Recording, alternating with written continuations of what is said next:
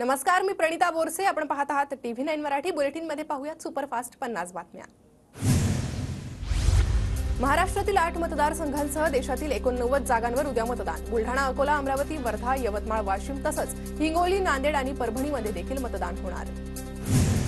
शिरूर लोकसभेचे महायुतीचे उमेदवार शिवाजीराव आढळराव पाटील आज उमेदवारी अर्ज दाखल करणार. शिंदे, फडणवीस, अजितदादांच्या उपस्थितीत मोठं शक्ती प्रदर्शन होणार.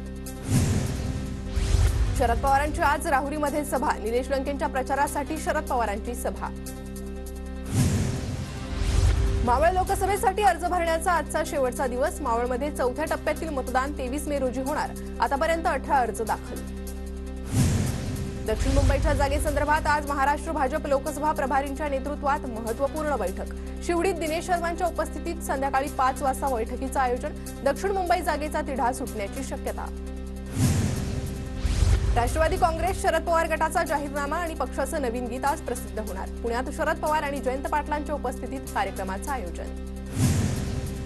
संदीपान भुमरे आज उमेदवारी अर्ज दाखल करणार. अर्ज दाखल करताना मुख्यमंत्री एकनाथ शिंदे उपस्थित राहणार.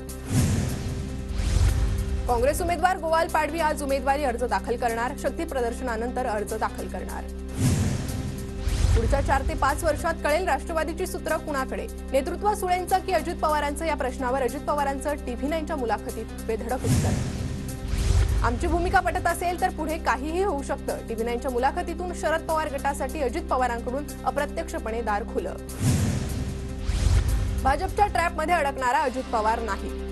माझं काम रोखोक लेचापेचा नाही. TV9 मराठीच्या मुलाखतीत अजित पवारांचं वक्तव्य. शिखर बँक घोटाळा प्रकरण. सुनेत्रा पवार, रोहित पवारांना क्लीन चिट. क्लोजर रिपोर्टमध्ये आमदार प्राजक्त तनपुरेंनाही क्लीन चिट. अजित पवारांशी निगडीत फौजदारी गुन्हा नसल्याचा क्लोजर रिपोर्ट. जानेवारीतला क्लोजर रिपोर्ट आता उघड. आमचं सरकार आल्यावर शेतकऱ्यांचं कर्ज माफ करणार. शेतकऱ्यांच्या कर्जमाफीसाठी आयोग स्थापन करणार. राहुल गांधींची घोषणा. नाईट लँडिंगची सुविधा नसल्यानं राहुल गांधींचा काल लातूरमध्ये मुक्काम. विमान उड्डाणास अडचण आल्यामुळे राहुल गांधी दिल्लीला रवाना होऊ शकले नाही.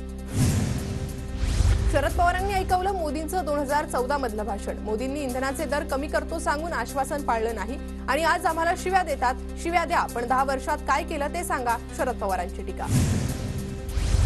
नरेंद्र मोदींच्या महाराष्ट्रात 3 दिवसात 7 सभा. 27 एप्रिलला कोल्हापूर, 29 एप्रिलला सोलापूर, सातारा, पुणे आणि 30 एप्रिलला माळशिरस, धाराशिव आणि लातूरमध्ये सभा. महाराष्ट्रात पंतप्रधान मोदींच्या प्रचारांचा धडाका. भाजप उमेदवार पंकजा मुंडेंच्या प्रचारार्थ मोदी मैदानात. 6 मे रोजी बीड आणि अहमदनगरमध्ये मोदींची सभा. पुणे जिल्ह्यातील लोकसभा मतदारसंघातील प्रशिक्षणाला गैरहजर राहणाऱ्या कर्मचाऱ्यांना नोटीस. 2,500 ते 3,000 शासकीय कर्मचाऱ्यांना नोटीस तर काही हजार कर्मचाऱ्यांना देखील नोटीस. धाराशिवचे काँग्रेसचे ज्येष्ठ नेते मधुकरराव चव्हाण तुळजापूरमधील प्रचार सभेला गैरहजर. सभेला शरद पवार उपस्थित असतानाही चव्हाण गैरहजर राहिल्याने त्यांच्या भाजप प्रवेशाची पुन्हा चर्चा. भावी खासदार पूनम महाजनांचे पोस्टर सोशल मीडियावर व्हायरल. उत्तर मध्य मुंबईसाठी आशिष शेलार आणि पराग आळवणींच्या नावाची चर्चा. अद्याप उमेदवारी निश्चित नाही. रिमझिम पावसात सुनेत्रा पवारांची बैलगाडीतून मिरवणूक. दौंडच्या लिंगाळी ग्रामस्थांकडून सुनेत्रा पवारांचं अनोखं स्वागत. 20 वर्षांपासून नागरी सुविधा मिळत नसल्यानं धाराशिवच्या खाजानगर रहिवाशांचा मतदानावर बहिष्कार. मदिना चौकासह अनेक भागात लावले बहिष्काराचे बॅनर.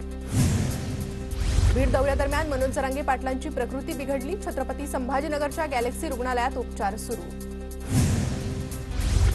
ठाण्यात आज सकाळी 9 वाजेपासून शुक्रवारी सकाळी 9 वाजेपर्यंत पाणीपुरवठा बंद. मुख्य पाईपलाईनच्या दुरुस्तीसाठी आज पाणीपुरवठा बंद राहणार.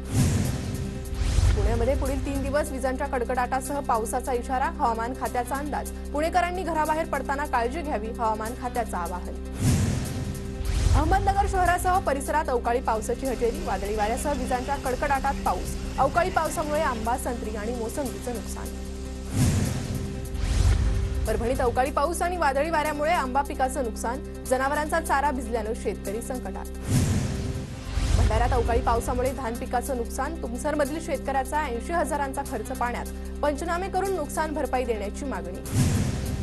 धुळे जिल्ह्यात दुष्काळ सदृश्य परिस्थिती. शिंदखेडा तालुक्यासह काही मंडळात दुष्काळ जाहीर. तर अतिरिक्त पाण्याचा वापर करू नये. जिल्हाधिकारी अभिनय गोयल यांचं आवाहन. सांगलीच्या जतमध्ये टँकर चालकांचं आंदोलन. पाणी वाटप करताना मारहाण झाल्याच्या निषेधार्थ टँकर चालकांनी पाणी पुरवठा केला बंद.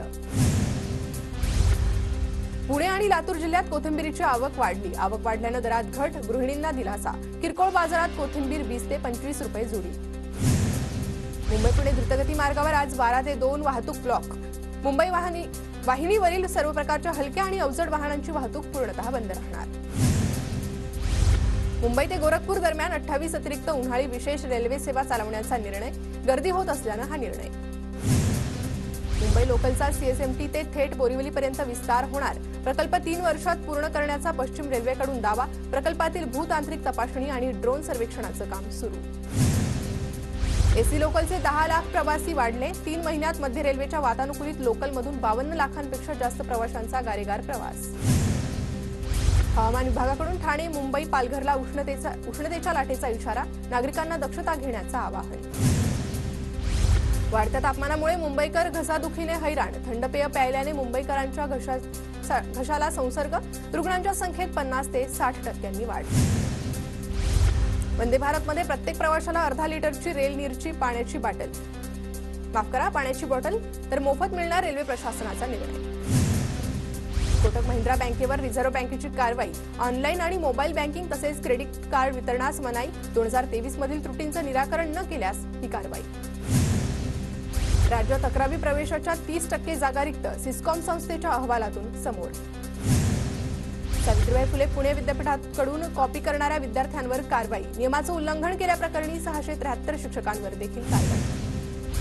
मुंबईकरांचे भुयारी मेट्रो प्रवासाचे स्वप्न लवकरच साकार होणार. कुलाबा ते सिप्स मेट्रो 3च्या चाचण्या मे अखेर पूर्ण होणार. मुंबई महापालिका खड्ड्यांसाठी 50 कोटी वापरणार. पावसाळ्यापूर्वी खड्डे बुजवण्याचं काम पालिकेकडून सुरू. आंतरराष्ट्रीय प्रवासी वाहतुकीत पुणे देशात 9व्या स्थानावर. वर्षभरात विमानतळावरून प्रवाशांच्या संख्येत 18% वाढ. मात्र आंतरराष्ट्रीय उड्डाणात पुणे मागेच. पुण्याच्या भोरमध्ये विविध शाळांच्या विद्यार्थ्यांनी एकत्र येत पथनाट्याद्वारे केली मतदानासाठी जनजागृती. मतदानाचा हक्क बजावण्याचं विद्यार्थ्यांनी नागरिकांना केलं आवाहन.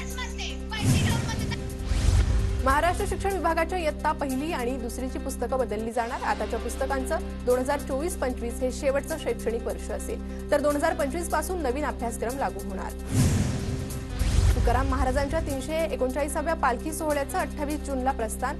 दुपारी 2 वाजता होणार प्रस्थान. यंदा पालखी सोहळ्यात भाविकांची गर्दी वाढण्याची शक्यता. जळगावच्या नाशिराबादला खंडेराव महाराज यात्रोत्सवानिमित्त 12 गाड्या. उत्सव संपन्न. 2 शतकांची अखंड परंपरा.